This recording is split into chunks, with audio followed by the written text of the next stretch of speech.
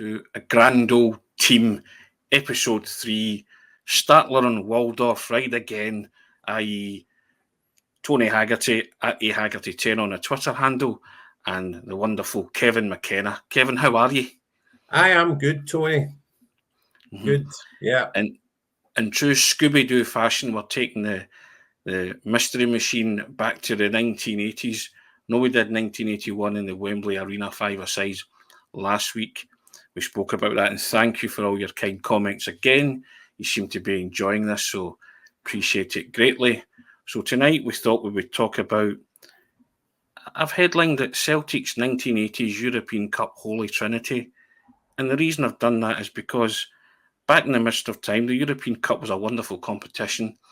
It was round robin. You drew who you drew, Kevin, and that was it. You either won or you lost. There was no sliding into some other tournament. You won, you went through. You get beat, that was you. You were out on your Erche, as they say.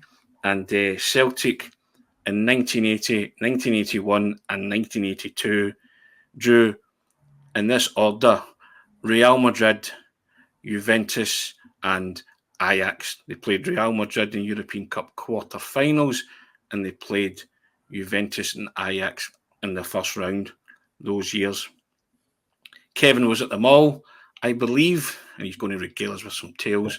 I was at all the home games, which was my father ran an amateur football team on a Saturday. I used to go and watch them alongside him, but every European match he took us to them because we would see some wonderful players. And in that 3-year spell, Celtic were spoiled rotten with the teams that they drew in the calibre of opposition. And we'll get into that, Kevin. It's kind of like, you know, people talk about the halcyon days, or if you're a journalist, you know, always somebody wrote the Halicon days, wasn't it, Kevin? And sports subs would be like, can people not spell? It's the other way around. It's the halcyon days, indeed, not the Halicon days. But those were great days, Kevin. Real Madrid, 1980, European Cup quarter-final. Cue Arthur in the commentary box of STV going absolutely wild when Johnny Doyle scores with the header. I think it went something like, "Oh, it's a goal, it's a goal." Johnny Doyle scored. Oh, what a goal, Johnny Doyle. So he's just like, and it was a brilliant game, you know, the usual 67,000 crammed inside Celtic Park for a tie European heavyweights who had the likes of Laurie Cunningham, who had gone from West Bromwich Albion. They had Juanito, they had Santillana, and people might remember the German defender Uli Stilica, sorry. Yeah. So Real Madrid played in a strange all blue, didn't they, Kevin? And it was a lovely strip, though. Oh, but I mean, it's like everything else. When you look back at these strips, they were all magic back then. Yeah. You know, and was Celtic winning 2-0 the first leg and having a real chance, you think, of going through, Kevin? It was, it was a magical time. I mean, it was a magical time for me because, you know, I was just 17, 18, 19 and just beginning to have the freedom away from parental authority to go whatever games you wanted to go to, drink whatever you wanted to, and even venture forth of these shores and go to a couple of away games in Europe. I was a student at the time, and on a couple of occasions blew the first part of the student grant. It's your duty. Yeah, but the Real Madrid game was... again, it was a real moment in time because the previous season Celtic had failed to qualify for Europe for the first time ever since they started competing in Europe. Their first game was 62 against Valencia, and between 62 and 78, they were in Europe in some way, shape or form until that calamitous 1977-78 season when we finished fifth. We're beaten by everybody, like Clyde Bank were beating us, and we just got off to a horrible start because Pat Stanton, who'd been outstanding the previous season was injured in the first game. Kenny had left, Kenny had just left, and we hadn't really replaced him. I don't think we actually even made any great effort to replace him. Anyway, so that meant we were out the following season. So the return to Europe was, we were all relishing it. We played Partizani Tirana in the first round from Albania. Yeah. And right up until the first leg in Albania, there was some dubiety as to whether we'd go ahead because, the Albanians, made these Germans, look like a Xanadu, a welcoming, open-armed country. So there was a bit of dubiety, and it was a great story as well that Danny McGreen, they were refusing to let Danny McGreen in unless he shaved his beard off. Unless he shaved his beard off. And so I think it was only 20 or 30 people. I mean, I've heard all sorts of stories about that game. The very small contingent of Celtic supporters who would have been official, who would have flown out officially with the club, the kind of high rollers in the businessman's club. When they were taking their seats, they all kind of filed in together, and they all got a polite ripple. There was a polite ripple of applause just for the Celtic fans as they made their way to the seats. Celtic were beaten 1-0, and then they won 4-1 in the second leg. Then they played Dundalk of Ireland. Remember Dundalk gave them the fright of their life, didn't they? I think they were 3-0 up and cruising. Up, yeah. Dundalk scored 2. And I remember listening to the second leg in the radio. Yeah. And it was a real... I think Dundalk had a late chance, didn't they, to go through? Yeah, and away goal and it would have been unthinkable. I mean, it was always a heroic performance by Dundalk. And then, of course, the mighty Real Madrid, which was just magical, getting drawn against them. I still use Dundalk when I'm talking to my pals, a kind of rhyming slang. What you Dundalking about? Right. Because I remember that very vividly. That I'm thinking this isn't going to happen. Dundalk scoring twice against Celtic. Yeah. So I was actually in a seminary. I 79-80, which would have been my 5th year at school. I decided, for some unknown reason, that I wanted to be a priest, and it was a fairly kind of obscure French order of missionaries called the Sacred Heart Fathers, and their Scottish operation was in. I'm not making this up. It was in Kilwinning, which is Orange County, Lodge Zero, etc., etc. I mean, I don't know what was going through my head. I don't even know what was going through their head in accepting me. And I'm about to say, what you done talking about? So the quarter-final gets drawn, and I'm thinking, I need to be at this game. Celtic playing Real Madrid. If I was back at home, my dad would have got the tickets. Yeah. It was 67,000. So I thought, I wonder if I could play on, this vibe of being, impoverished young acolytes studying, to serve the Lord, cutting about in rags, and appeal to Celtic's origins.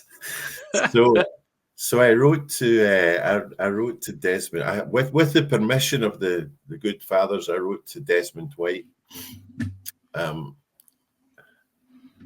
pleading poverty. We'd given up all these worldly goods, to toil in the vineyard of the Lord, and we never get out. We never got any kind of luxuries. It was a life of strict privation. But the one thing that would lighten up our lives and just help to make the journey towards the light a little bit better would be seeing the hoops against Real Madrid. As you do. So I'd assured these two priests who were both English because Celtic were set up for charitable purposes and were like one of the world's leading charities, and that this was what we were all about. That if there were tickets spare that Desmond White was going to give us. Desmond White, for those of you who don't know, he was a kind of legendary former chairman, but he had a kind of a legendary kind of skinflint aspect to him. And so I'd said to these two priests, if we get those tickets, Celtic will give us them for nothing. You know, they wouldn't ask these impoverished seminarians for any poppy. So back comes a lovely reply from Desmond, and you know, it was one of those magical moments where the letter comes in and it's bulky, so you know that you're thinking, I think the tickets are in there. So there's, sure enough, there's 15 tickets with a little bill of sale. So that'll be 45 or 50 quid, lads. and I thought, if we just don't pay it, I mean, are they going to come and look for the money? So I've said to the two priests, they won't ask for the money. They'll just have done that to put it through the books. But these two priests, being very, very good men of upstanding character, insisted in paying, and we got the minibus through to Parkhead, and I'd pre-arranged with some of my old pals at £2 a ticket it was, Kevin. It was, yeah. It was £2 for the home leg, £2 a ticket. So I'd pre-arranged with my old pals, right, that I would somehow get away from my seminarian friends and meet them at a designated spot in the jungle. And they had a bit of a carry-out. And it meant that I could have a couple of drinks and I could swear my head off, because obviously I'm not going to be shouting and swearing with the good fathers and my very pious brothers in the seminary. So that worked a treat. And then I found the seminarians after the game and just said, I must just get carried away in the crush. So it was just amazing. I don't think it was back in the days when, I mean, Real Madrid were clear favourites, but in those days you didn't have the super clubs, you know, such as you have now, because all these, even the big clubs, you know, the talent was fairly evenly distributed. Yeah, the broadcast money. And the riches coming from that we have today, that's kind of created artificial super clubs like Man City. Yeah. Well, say Real Madrid are basically state aided. Let's face it. But back then, even your top clubs, you know, were vulnerable occasionally. That's why Nottingham Forest won a European Cup a couple of times. Aston Villa won it. Yeah, Steaua Bucharest, Porto. We talk about the draw there, I alluded to earlier, and you got who you got. Nottingham Forest beat Liverpool the second year they won in the first round, knocked the holders out. Sorry, the first year they won it, didn't they? And we get knocked out. We were the holders in '67. Obviously, yeah. We drew Dynamo Kiev the following. And got knocked out in the first round. In the first round, and you know, although Dynamo Kiev weren't seeded because of the previous 2 or 3 years, they were then more or less the Russian or the Soviet international team. But yeah, that's what it was, a wonderful tournament, Kevin, not this abomination that you have now. I know, and they were all sacrificed on an altar of cash. Yeah, of course they were all champions, yeah. And it was closer to the spirit of the tournament. It was everybody in the hat. You get who you get, to the victor the spoils. So now it's like you throw a 6-6 and it's harder to get parked out the tournament, isn't it? Or get parked out of Europe because you get beat, you slide into some other competition. I mean, it was fair. It was fair competition. Celtic, I remember. Well, actually, over the last few years, I've seen footage, and Ian St John is the co-commentator. Yeah, with Arthur Montford, and I hadn't realised when you see these highlights. I kind of was reminded how well Real Madrid had played, because they missed quite a few chances, and Laurie Cunningham was just greased lightning. But I remember at the game, and some of the highlights have brought it back, that we played ourselves into the game quite well. And in fact, am I right in saying we got a goal disallowed? Yeah, Tom McAdam. George McCluskey and Johnny Doyle scored. Celtic won 2-0, and Tom McAdam was robbed of a perfectly good goal. And Celtic would have taken a 3-0 lead to the Santiago Bernabeu. I remember thinking we've got a chance here. Real Madrid wouldn't have been expecting to have gone to Glasgow and not even have scored. And I remember the second leg, we were all watching it. Well, no, it wasn't on live. I was listening to it on the radio. Speaking of the second leg, Kevin, this here. There we go. The leather belt strip on that famous night. And we were like, we'd gone to the brink of half time, nothing each. Yeah. Yes, and that's right. Was it George McCluskey missed a 1-on-1? George McCluskey missed an early goal. An early sitter. Yeah. And Johnny Doyle clipped the bar. They got Celtic played really well in the first half. Yeah, and then I think Peter Laxford got done for holding the ball too long or overstepping the ball, over carrying the ball. Yeah, it was deeply suspect. And it was right on half time, wasn't it? And I think he was thrown around by some Real Madrid players and impeded on the way to try and collect the cross that was coming in from the resultant free kick. And Santillana scored, I believe, to make it 1-0 right in the stroke of half time, wasn't it? And that just knocked Celtic for 6 and out of stride. But it was, we more than, we matched them. I mean, in saying that, I think Hamburg beat Real Madrid hammered them next round, and then Nottingham Forest against the odds beat Hamburg. Won it in the Bernabeu. Funnily enough, if Real Madrid had got through, they're playing on their own. John Robertson in the final. Brilliant legend that he is. Yeah, I think Stilica equalised, didn't he? I think that was a cracking goal. To be fair, I didn't I'll give Real Madrid that. I was never a Stilica fan. He was one of those. I mean, great player, but he was just one of those wee hard, money. He was a moustache. As a kind of Mick Mills vibe. There's a Mick Mills look about him. Yeah, exactly.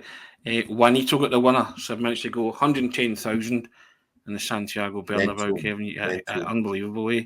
And that began a love affair for me with that green strip. I loved that, and it's one of the few Celtic replica tops I have, because it's not my thing, but I loved that. I remember having that as a wee guy. And the badge on that one's actually embroidered, but the badge in the actual strip was ironed on, and then when you put it through the wash, many times it ended up fading, and it looked it didn't look so great. You know what I mean? But that's a cracking replica of that. I'm quite.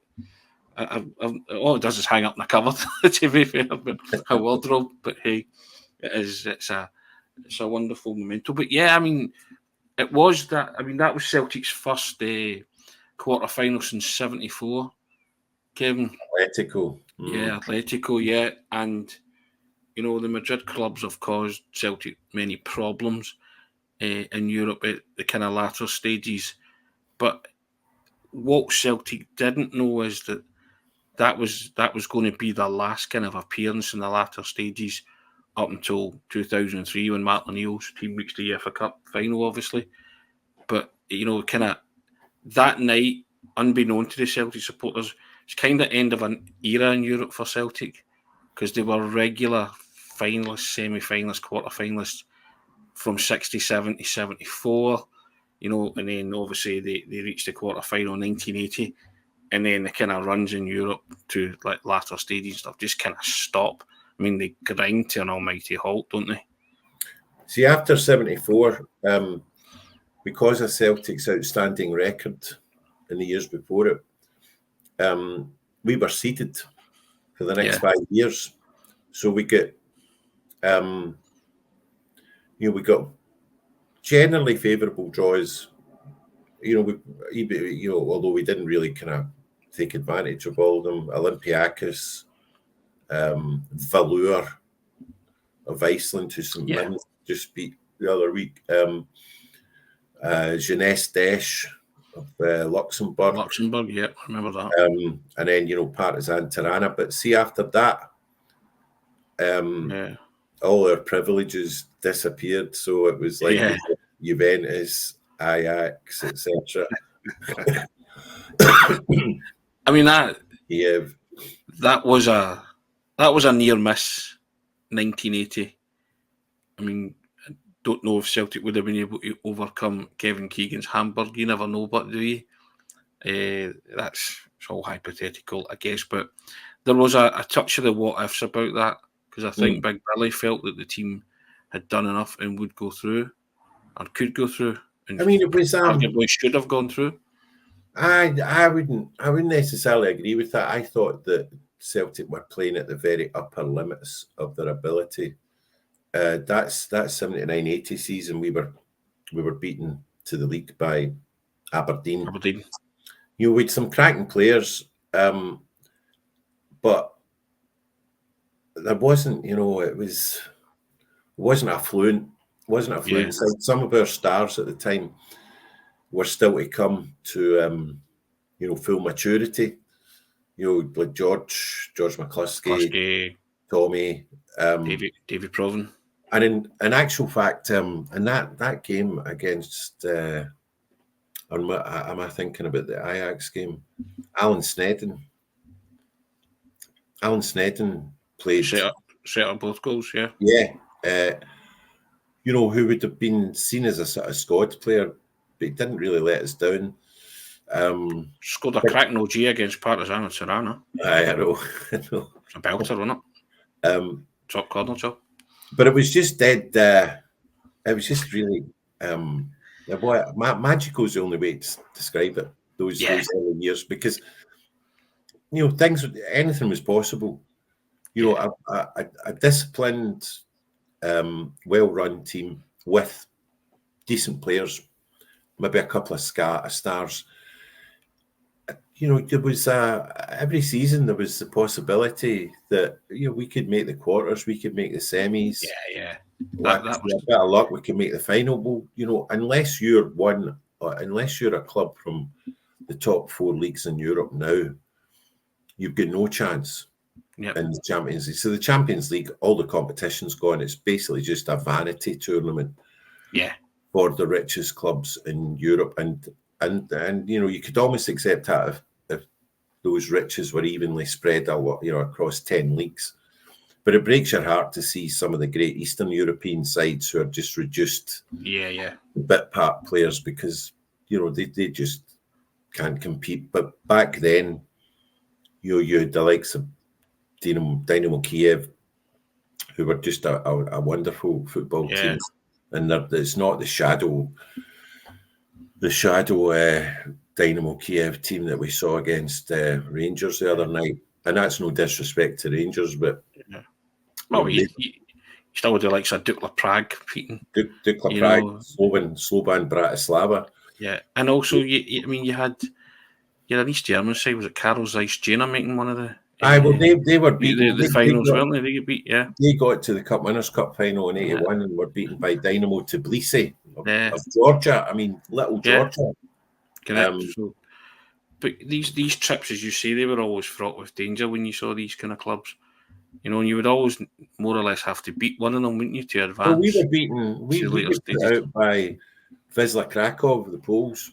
Yeah, Politechnika Timisoara as well. Put Celtic out, didn't they?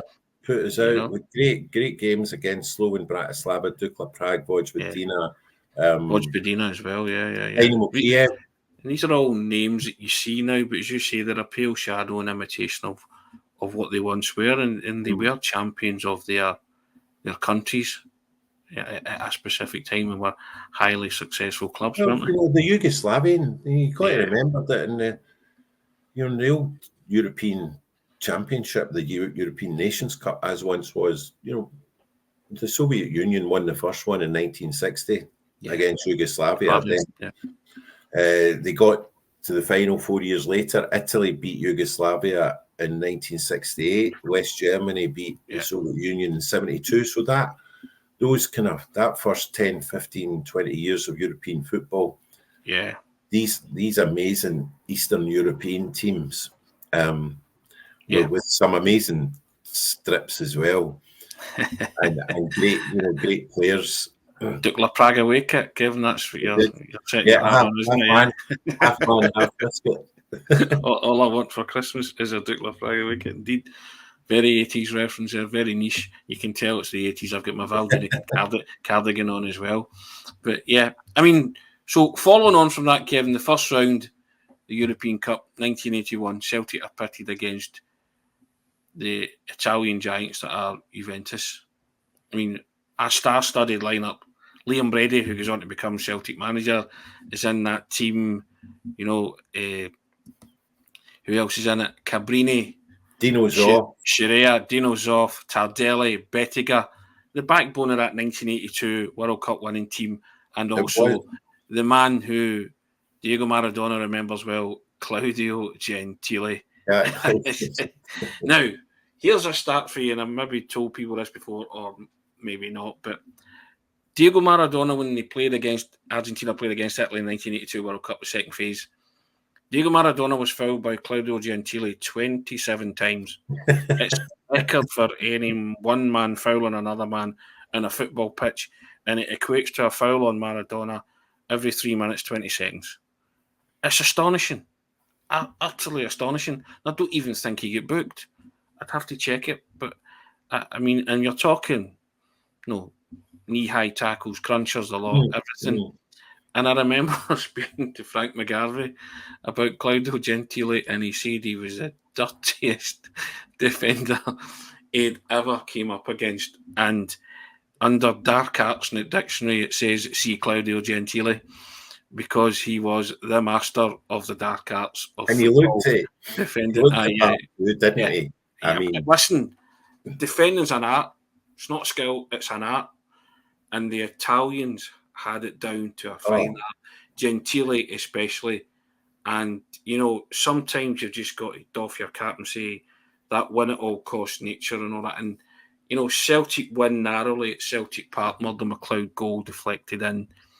But you just knew you were going to be up against it in Italy, didn't you? I mean, played in the Stadio Comunale in Turin. Stadio Comunale. Yeah, the old Juventus. Yeah, what a stadium. Home ground. Yeah, and that was the scene of my first ever European away trip. Was that game?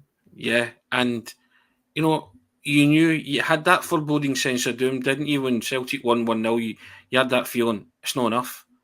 We're going to have to score, and maybe more than once in Italy, because you just felt it's always that, when people say, your boxing matches in Italy, you need a knockout for a draw and all that kind of stuff. And you just had that feeling about Celtic travelling to Italy. I've got to say, I just admired watching guys like Cabrini and Brady and even Gentile, as much as I'd be 10 years of age and I was screaming that he was a dirty player or words to that effect. I don't think I was allowed to swear back then, but I was calling him for everything. But it was a joy. It was a joy actually, because you're watching different styles and different cultures of football, aren't you? And when you're a young guy, this is your chance to get to see it up close and personal. My dad took me to the mall and just said, keep your eye on him. Like Roberto Bettiga, guys like that. And then, you sort of Dino Zoff, and then the World Cup spins around in 82 and you're like, I've seen him live. I've seen him live, And so it was a great education football-wise. It expanded your palate and your knowledge of the game, didn't it? But my goodness, they were something else when you saw these teams up close and personal at Celtic Park, and you sort of felt pride that you managed to beat them, but you just came away from it thinking it's not going to be enough. I mean, to be honest, I was just delighted that we'd managed to get a win. Yeah, against them. Interestingly enough, when we played them just a few years ago, they beat us 3-0 at Parkhead. Yeah. And we get beat 2-0, although that Parkhead game was a travesty because Celtic actually played really, really well. That's the one Neil Lennon complained about, the WWE tactics of the Juventus defenders as the corners were coming in, and then got the excuse that the ball wasn't actually in play until It's sort of. I mean, they can do what they want, before they. you've just got to get cute with In that. the 4-3 game under Martin O'Neill's era, it's the first time I've ever seen a referee warn an Italian defender, if you hold, I will give a penalty.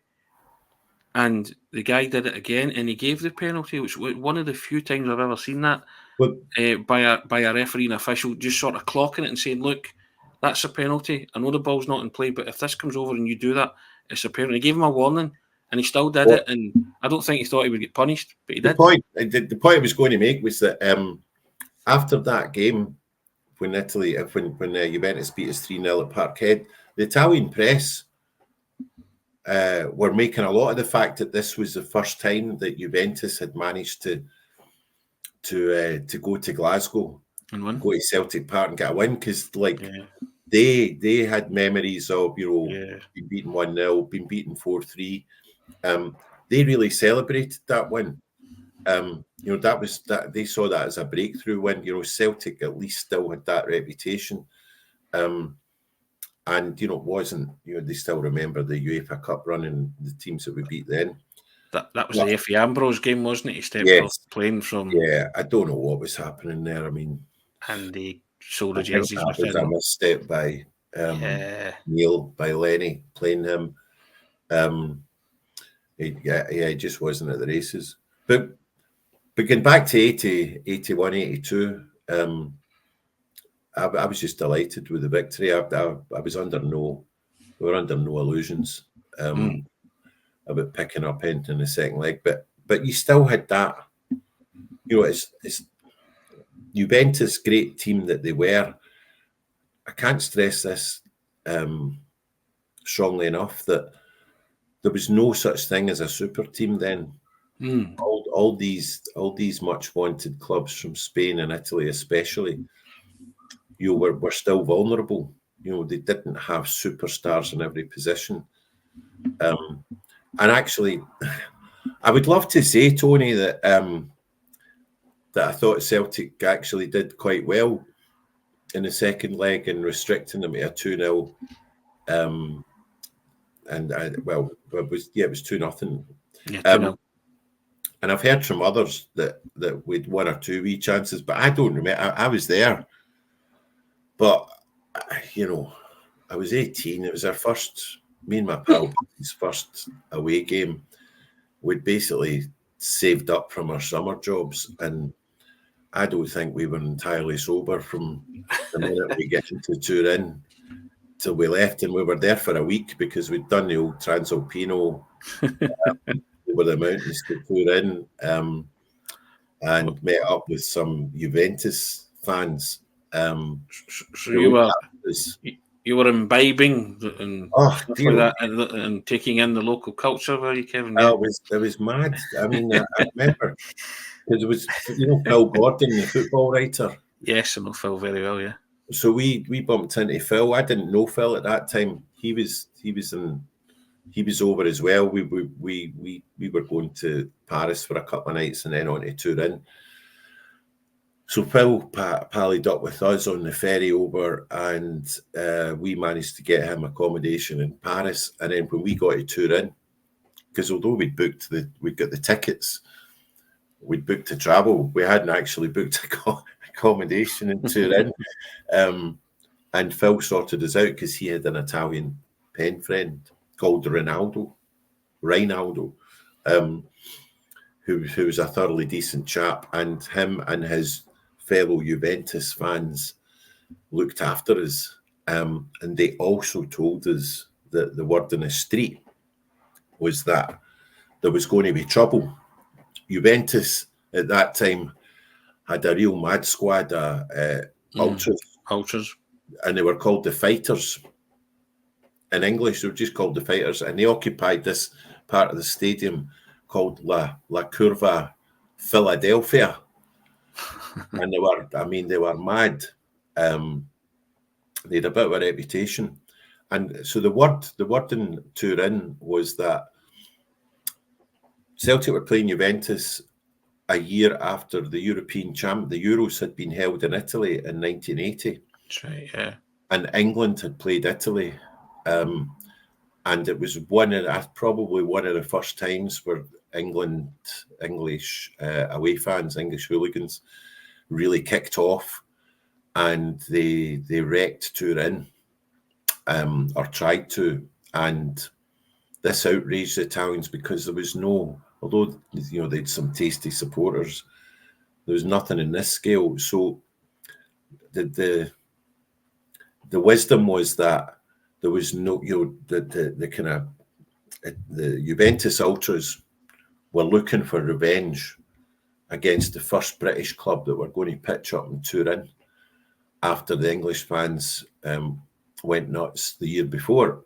And I vividly remember on the day of the game, before we'd started our drinking session, the local newspaper La Stampa carried a full-page advert on the Celtic fans, and Big Ronaldo, Phil's pal, translated obviously and said what they're trying to say here. They're trying to say to the Juventus fans, these are Scorsese. They're not English. Yeah, they're as far away from English fans as you could expect. They're all right. Don't wait until we get a proper English team. We can sort them out. But there was a bit of trouble after the game. It strikes me, Kevin, as being a similar vibe after '67 with Racing Club, with the '66 World Cup with Sir Alf Ramsey's outburst and stuff. And although at that time the Argentinian press, I think, kind of whipped it up, but on this occasion, the Italian press are trying to kind of defuse it a bit. Whipped it down. They'll try. It must be the first time Italian publication taking the heat out of a situation. No story here. There's no story here, says press people. Yeah. So by the time we got to the game, we were howling with the baby. All I remember was seeing Davy Moyes' name are coming out, and thinking, God bless Davy, who put in a shift for us. But I just thought he hadn't really been convincing as a young player, and the general feeling was that this was going to be too big a stage for him. But as far as I know, Celtic, we looked as if as I can recall, through about half a bottle of vodka and about 20 Italian beers, we looked as if we were knocking it about. But Juventus had these amazing players. But before the game, the day before the game, we went down to the Juventus training ground, and it was amazing how open it was. We just pitched up, and we got talking to Liam Brady. And Liam Brady introduces us to Dino's Off. And I don't think Dino's Off was, I don't know, 6'4", 6'5", but you're kind of looking up at him. And then, he'd be 39 at that point, Kevin, because he won the World Cup next year at 40. What a fine looking man. And Gentili walked past. And honestly, he's got these lantern jaws and the black hair, right? And you're thinking, up close, he just looked solid. And it's not that he had a glower, he was just a hard footballer who always meant business, and he probably, trained his arse off as well. So we caught them coming out from their training session. And,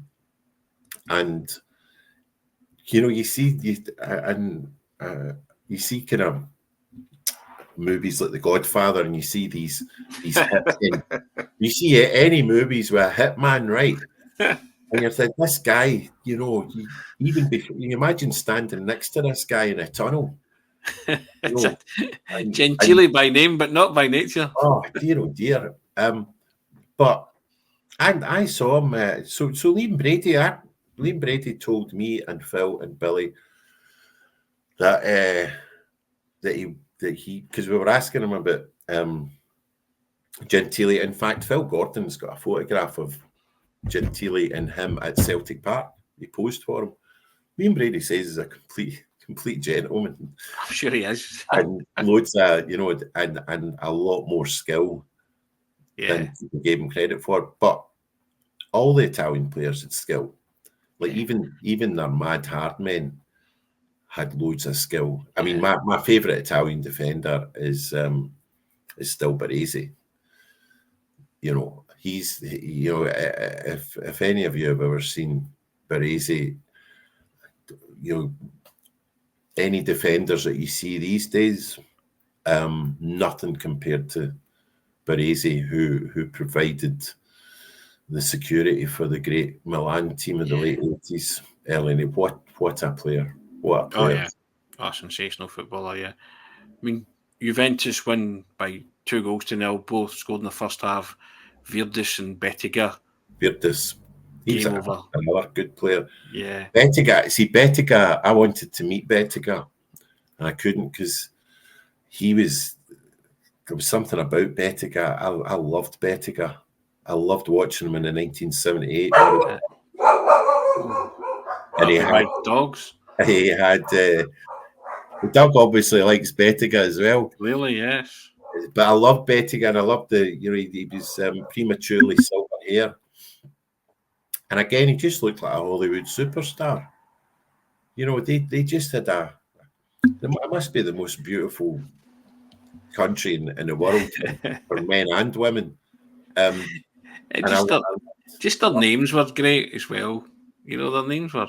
I remember doing beginners Italian at Strathclyde Uni, and the lecturer comes in and says, "Mi chiamo Giuseppe Farelli," and it sounded magic. And it turns out his name was Joe Farrell, and he was from Barghetti. But he walked in and says, "Mi chiamo Giuseppe Farelli." It just sounded fantastic. And then he just kind of lapsed into the way you and I speak. He says, "I'm actually from Barghetti. My name's Joe Farrell." He says, "But there you go." He says, "That's the wondrous nature of the Italian language." He says it's great. It just sounds great. And everybody in Italy looks great. They dress great, and it's just like there was something about them. And I get it's the same kind of feeling that Bertie Auld had going in the tunnel, didn't he? When he was talking about that in '67 in Lisbon, he says he looked at them and they all just looked like film stars and superstars, and and just their names, Bettiga, Virdis, they just sound fantastic, don't they? And as you were saying, that Juventus team. To hold that Juventus team to 2-1 over two legs, having beaten them 1-0 in Glasgow, and played well in Glasgow, was an incredible feat because I think about more than half of that Juventus team were in the Italian World Cup squad, and I think there were 5 of them in the team that beat Germany 3-1, West Germany 3-1 in the final the following year in Spain. These were the greatest players on the planet at the time. Juventus were clear favourites to win the European Cup, but Juventus fans we spoke to, Juventus never really, and they never really have done themselves justice in the European Cup. They've only won it twice. And they've been beaten in a final about five times, I think. Are they the other proverbial bridesmaids in the European Cup Champions League, aren't they? And they got knocked out at semi-finals that they should have won. Other Italian fans that I know who support the other clubs think that they brought it on themselves because they've always accused Juventus of being full of the dark arts off the park. Yes. And that they think that in Europe it's payback. And that they shouldn't complain because they think that half the time they actually got to Europe, it was by dodgy means. By foul and not fair means. Well, I guess people think that maybe you reap what you sow in this world, Kevin, at times. Well, sometimes. Sometimes, yeah. So maybe it is payback for Juventus. But Celtic losing narrowly. So they've lost narrowly to Real Madrid in the quarters in 1980. They've lost narrowly in the first round to Juventus. So again, the 82 competition. And lo and behold, the first round pits Celtic against the Dutch masters themselves, Ajax. And they're led by Johan Cruyff, who's kind of coming to the end of his career, but he can still cast a spell. He can still play. He can still kick it. And all the teams that came to Celtic Park in that 3-year spell, Kevin, they all played in blue. They all played in blue strips. Good point. Good point. Yeah, every one of them. And I think they were trying to wind us up. I think that was very much so. I think that was in the correct, because none of them are synonymous with the colour blue. To be fair, but this Ajax team come and you talk about a star-studded team, Kevin. They had some wonderful players on their side. They had Cruyff, they had Lerby, they had Olsen, they had Vandenberg, they had Van Basten was a sub. Mulby as well. So they've got a team. And I remember being there, and my mind does play tricks with me, but I initially thought that Ajax took centre, kept the ball for about 5 minutes before Jesper Olsen scored. I think it was like 4 minutes or something, and a Celtic player hadn't touched the ball. I've since watched footage, and I think 2 or 3 Celtic players touched the ball, but that's about it, because it goes out for a throw-in, and they give it to Olsen, and he just accelerates away from, I think it's McGrain, and all of a sudden the ball's in the net, and you're just like, wow, this team are decent, but Celtic, to their credit, and I remember Frank McGarvey also said this to me, that that's the best football match he's ever played in terms of quality. Because that first half was electric. Celtic Park was electric. I just remember it being brilliant. And I touched upon it last week, but I implore everybody to go and watch the highlights and watch Soren Lerby's goal, because it is a thing of beauty. It's a thing of beauty. And it's not... Hang it in the Louvre, as they say. and Soren Lerby's dink is exquisite and it's sensational, but it's still not the best thing about it. It's Johan Cruyff's cushion volley pass from Jesper Olsen's kind of wayward ball in his direction, and Cruyff just goes, "Here, have a bit of that, Soren." Oh my God. And you just sort of go, oh man. And I remember my dad saying to me, "Watch this guy. What's his name, Dad? Johan Cruyff, Joe''Han, Johan, as he became known." And he was just brilliant. He gave away the penalty that Charlie Nicholas scored. It was just great for me to see Johan Cruyff play. Because he was probably, he became European Player of the Year in 1971. He won it 3 times. So I was 8. Yeah. And of course he had played for that Ajax team that won, they won 3 European Cups in a row, 71, 72, 73, and they played us in a quarter-final. And we believe it or not, were the favourites until the second half of the first leg, and they basically they just found another gear, and inspired by Cruyff, I think they scored 3 goals in the last 25 minutes. And again, us beating them 1-0 in the second leg turned out to be quite a feat, because Ajax hardly lost a game, home or away, in the 3 years when they won the European Cup 3 times in a row. Well, it's funny because from us, because Feyenoord won it obviously 70, they beat Celtic, and then you go 71, 72, 73, it's Ajax. So that's 4 times it's been in Holland, and it's only England that's eclipsed that by that 6 in a row. Yeah. Liverpool twice, Liverpool twice, Forest twice. Sorry, Liverpool Villa 3 times, Aston Villa, Liverpool 3 times, and that's the only other time that it's been held for a length of time in any one country. And it's apart from maybe Real Madrid for the first 5 years, but that was just the one club. That's true. Yeah, from 50, 60, 60. Yeah, sorry, yeah. But it was, that Dutch team were generally regarded in 1981-82.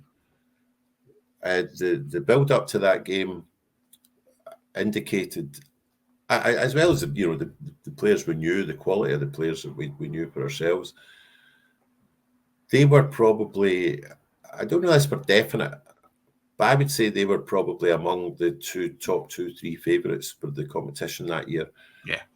The Ajax, they've got this model where, you know, they rear these generational players who all come through at the one time, and they don't mind that 2 or 3 years of transition where they don't, you know, it's almost like they let PSV Feyenoord get it while they groom these players, but they know what's coming through the Ajax academy, and then like after 4 or 5 years of for by their standards maybe fairly mediocre performance, suddenly bang, where did they come from? Yeah, I mean, how they didn't beat Spurs in 2019, because what a final that would have been when Ajax Spurs beat them against all the odds. I mean, fair play to Spurs, but Ajax played them off the park both games, and I'd have loved to see an Ajax Liverpool final.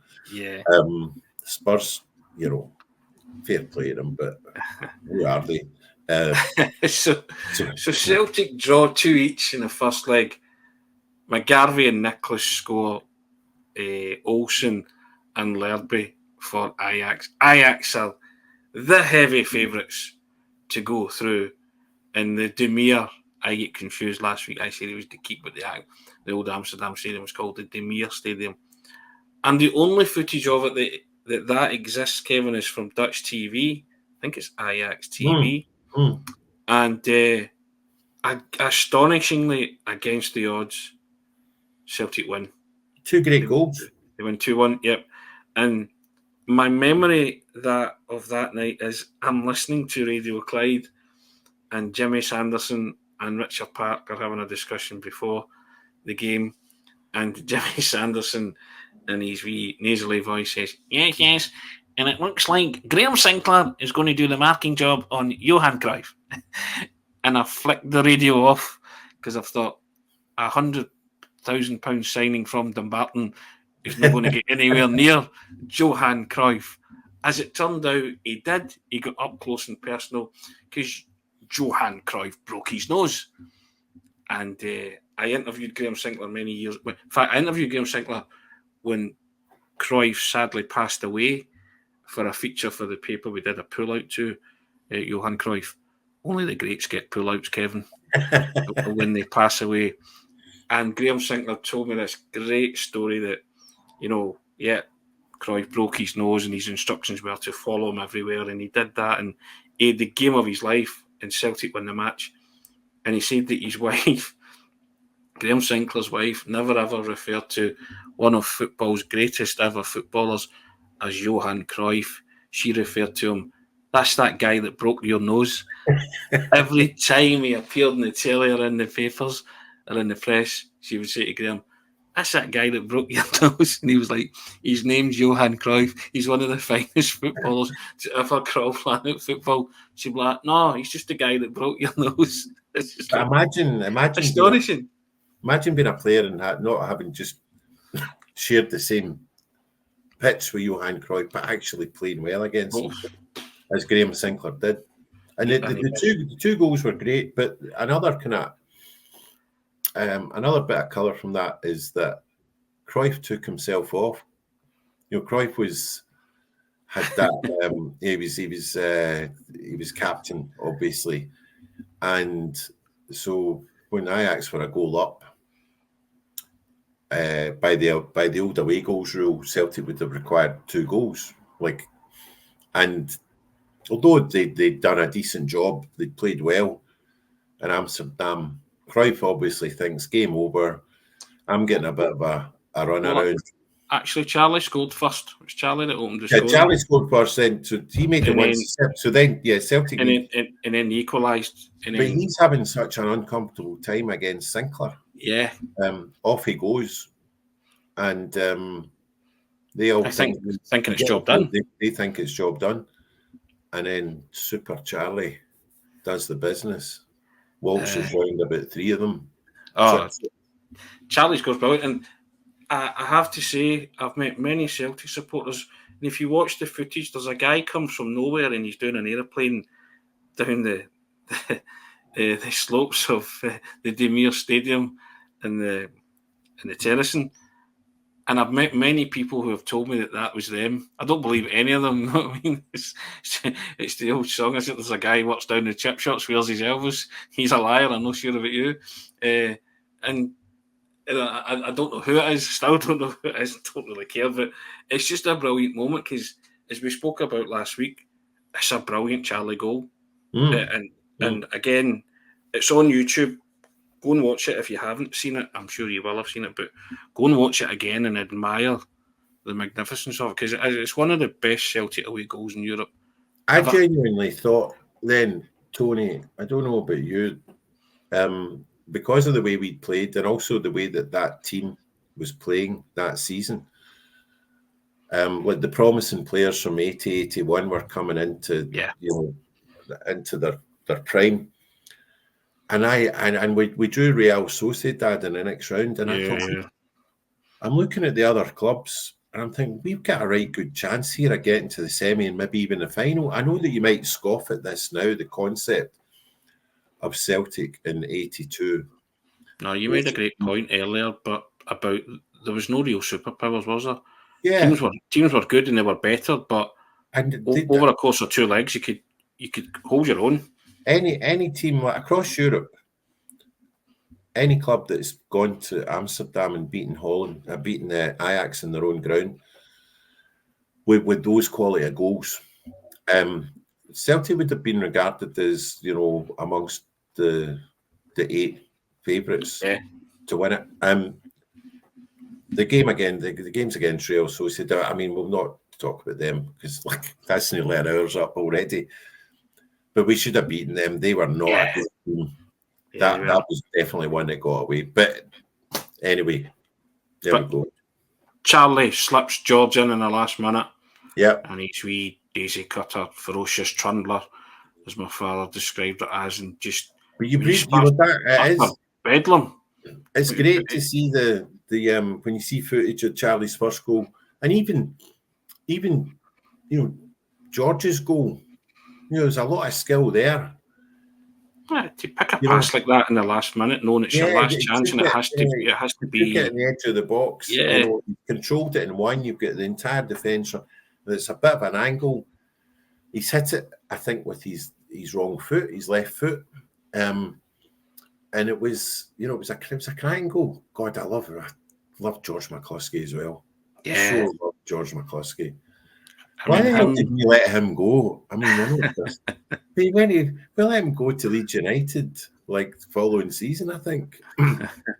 There was that great triumvirate of strikers around about then, wasn't there? There was Charlie, there was George, and there was McGarvey. Yeah, I mean, they plundered a barrel load of goals, but I mean that. But I mean, I mentioned it before the top of the programme. You talk about Halsey and Day. Those draws were sensational. Real Madrid, Juventus and Ajax. I mean, 3 years in succession. I mean, it's just incredible. I mean, absolutely incredible. Especially when you could have got anybody. When the beauty of the draw was that, you can get anybody. And I'm like you. I genuinely think that kind of early to mid 80s Celtic not below the chances, but they could have and should have got further in Europe. 85 was the other one. 84, 85 with the Rugby Vienna. Yeah, that's a programme in itself, Tony. Oh, we'll be doing that at some point. I would have thought on the Grand Old Team. Oh, and even that year, that was the year that I think the Everton fans had the banner, didn't they? In the final, Celtic should have been here, or should be here. Yeah, it should have been you type thing. And you do think to yourself, they were good enough because, as you say, that the gap wasn't that big, and you could hold your own. And all you had to do was win your home game convincingly by look at Aberdeen and Dundee United. Yeah, and that's what they did. United were beating top teams from the top leagues. Yeah, with gay abandon. Yeah, I mean that Aberdeen performance in the semi-final against Wattershire of Belgium was just incredible. They beat them 5-1. I mean, they took Bayern Munich apart. They beat Hamburg in the Super Cup final. Yeah. And Dundee United were doing the same. 5 of Borussia Mönchengladbach. Yeah, and so as you say, you look at it and you think, did Celtic underachieve? You probably have to say they did. We did. When you knock out Ajax and then lose to Sociedad, stuff like that, you sort of say to yourself, "Oh, come on," and it's. But as I say, they were wonderful memories, though. You look at those games, they won 3 of them, Kevin. 3 out of that 6. They won half those games. Yeah, they won 3, drew 1, lost 2. And it was the 2 second legs that they lost away that knocked them out. Yeah. And it's still their Achilles heel, isn't it, in Europe? I know. Away legs. Because usually the home legs, well, even the home legs recently haven't been great, but they were always still. I think I know it's a discussion for another program, but I think we're kind of getting there in terms of quality of performance away from home. It's getting better. It's slowly but surely, a couple of setbacks, orderings off, etc. But again, another time. Indeed. Ladies and gentlemen, that's been another hour, and it's been the fastest hour of the week. Hope you've enjoyed that trip down memory lane. Myself and Kevin love it, actually. We thrive on it. It's something that we refuse to let go. It's always in the back of our mind, isn't it? Somebody will say it's like Polaroid. It's like pressing a button and the photo just comes in comes out your head, and you just start waxing lyrical and talking about it. But we love this hour of the week. We hope you've enjoyed the Grand Old Team, episode 3, with Celtic's 1980s European Cup Holy Trinity. They played Real Madrid in the quarter-final in 1980, lost 3-2 in aggregate. They played Juventus in the first round in 1981 European Cup, lost 2-1 in aggregate. And unbelievably, Kevin, in 1982 in the first round, they played Johan Cruyff-inspired Ajax. And Spanked them 4-3 in aggregate.